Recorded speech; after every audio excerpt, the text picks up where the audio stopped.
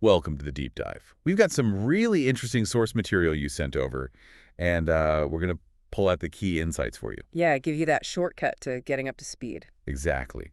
So today we're diving into something, well, pretty fundamental, the dangers of lacking emotional discipline.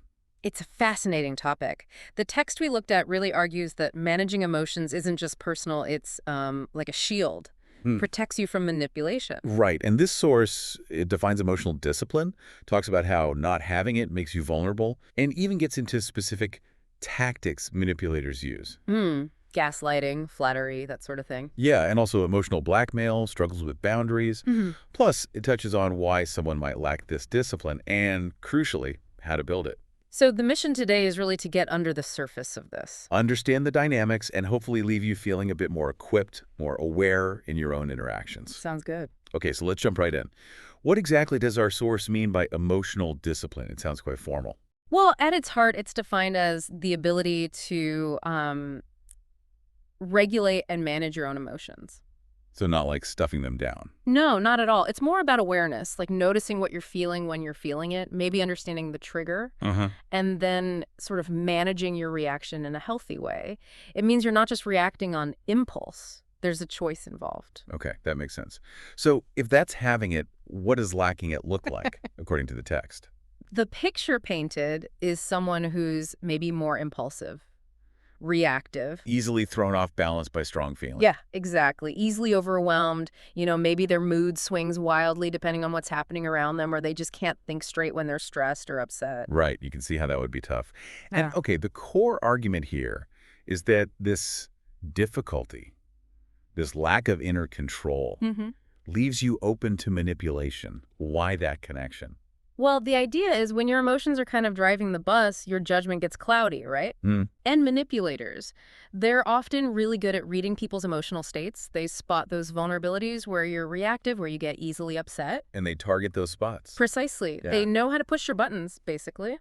They trigger those emotions deliberately and then use your reaction to influence you to get what they want.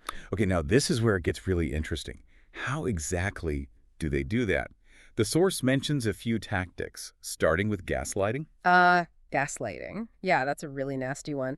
The source describes it, it's basically trying to make you doubt your own reality, your sanity even. How does that work? They might deny saying things you know they said, or doing things they did, twisting facts, making you think you're remembering things wrong. It's a direct attack on your sense of what's real. Wow. And how does that specifically prey on someone lacking emotional discipline? Well, if you're already feeling a bit emotionally unsteady, or you tend to get overwhelmed by your feelings easily, then having someone constantly questioning your reality, it's incredibly destabilizing. It just chips away at your self-trust. Gets you doubt yourself more. Yeah, and you become more likely to just rely on their version of things, which of course makes you more dependent on them. That's really insidious. Okay, the source also talks about flattery and praise. Yeah. That seems nicer. How is that manipulative? It seems nicer, right? But the manipulation is all about the intent. The source suggests that people lacking emotional discipline might also struggle with self-esteem.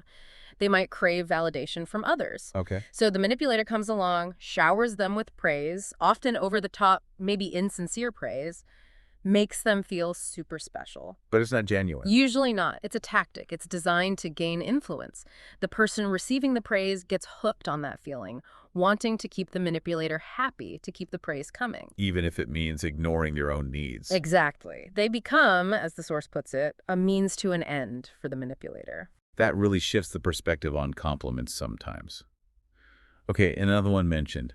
Emotional blackmail. That sounds intense. It is very powerful, very damaging. Emotional blackmail basically is using your emotions against you to control you. How so? What are some examples? Well, the source mentions things like threatening to leave you or threatening to withdraw love or affection if you don't do what they want. Holding the relationship hostage, essentially. Pretty much. They're leveraging your feelings, your attachments to force your hand.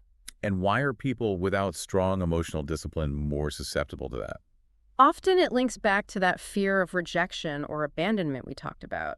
If you struggle to regulate your own emotional state, you might rely more on external approval. So the threat of losing someone or their approval can trigger really intense fear or anxiety. That makes it much harder to stand your ground, much easier to just give in. Makes sense. Wow. And the last tactic highlighted was exploiting an inability to set boundaries.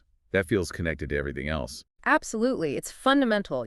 Emotional discipline involves self-awareness, self-respect, and those are crucial for setting boundaries. If you're easily overwhelmed or you fear conflict, saying no or asserting your needs can feel really difficult, maybe even impossible. And manipulators spot that. Oh, definitely. They see someone who can't say no, and they push. They make unreasonable demands, take up your time, your energy, because they know they can get away with it. So, putting this all together, what does it mean for someone just trying to live their life, navigate relationships? It sounds a bit bleak, like manipulation is everywhere. Well, it's not necessarily everywhere, but it highlights how important self-awareness is. And managing your own emotional responses really is a form of self-protection. Like an early warning system. Kind of. If you understand these tactics, you're more likely to recognize them when they happen. It encourages you to look beneath the surface of interactions, doesn't it? Yeah, definitely. Okay, so the source also talks about why some people struggle with this. It says it's not something you're just born with. That's such a key point. Emotional discipline is a skill. It's learned. And several things influence how well we learn it. Like upbringing. Yeah, big time. If you weren't taught healthy ways to deal with emotions as a kid, or maybe your feelings weren't really validated, that can make it harder later on. And what about tough life experiences? The source mentions trauma. Yes, absolutely. Trauma, major challenges. These things can definitely impact your ability to regulate emotions. They can leave deep wounds that make processing feelings really difficult. So it's not a personal failing necessarily. Not at all. It can often be a result of things you've been through, which is Yeah. important to remember. That is helpful. It shifts it from blame to understanding. Okay, so the good news. The source says this can be developed. It gives 4 key steps. Let's walk through them. First up, understand your emotions. Right, the foundation. You can't manage what you don't recognize, basically. So this means really paying attention. What triggers you? How do different emotions feel in your body? What thoughts come with them? What actions? It's about mapping your internal world. Becoming more self-aware. Okay. Step 2 is practicing self-regulation. What does that actually involve? This is the active part. It's about choosing your response instead of just reacting. The source mentions things like deep breathing, meditation, mindfulness. Tools to create space. Exactly, a pause between the trigger and the reaction. So someone says something critical, instead of instantly lashing out. Take a breath, notice the anger or hurt, and then decide how to respond calmly or assertively, but constructively. Makes sense. Oh. Okay, step 3, setting boundaries. We talked about how lacking them is a vulnerability, but why is setting them part of building discipline? Because it's a direct expression of that self-awareness and self-respect we mentioned. Knowing your limits, emotionally and practically, and communicating them, that takes inner strength. Learning to say no. Learning to say no, protecting your energy, asserting your needs. It stops others from overwhelming you and helps you keep your own emotional balance. It's really an act of self-care. Got it. Yeah. And the final step mentioned is seeking support. Why is that crucial? Well, because learning this stuff isn't always easy. It can be a challenging process. Having support makes a huge difference. Like therapy. Therapy can be incredibly helpful, yeah. A therapist gives you tools, guidance, a safe space, but also trusted friends, family, people who offer understanding and perspective. You don't have to do it alone. Exactly. That's the message. Okay, so wrapping this up. Our deep dive today really underlines that lacking emotional discipline isn't just an internal struggle.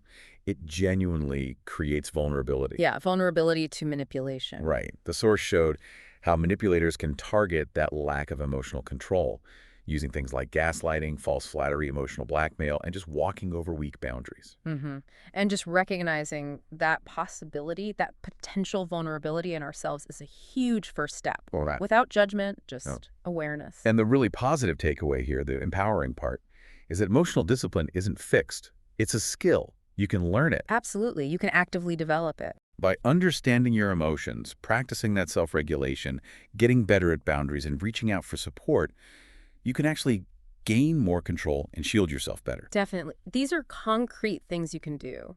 And they lead to healthier relationships, better decisions, just more alignment with your own well-being, really. So here's something to think about as we finish. Considering all those manipulation tactics we discussed, the gaslighting, the flattery, the blackmail, the boundary pushing, what's maybe one small actionable step you could take starting today? Just become a little more aware of your own emotional responses when you find yourself in a challenging situation. Something to mull over. Thanks for joining us for this deep dive.